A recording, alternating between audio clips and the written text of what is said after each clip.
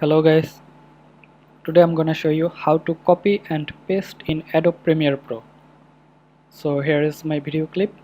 Now if I wanna copy it for Windows, press Ctrl plus C key, and for macOS press Command plus C.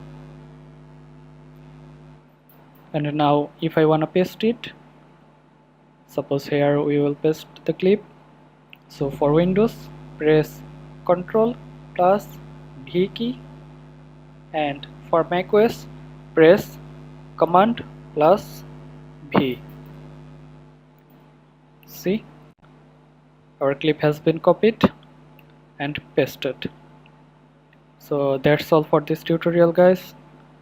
If you like the video, please like, comment and subscribe my channel. See you in next video. Bye.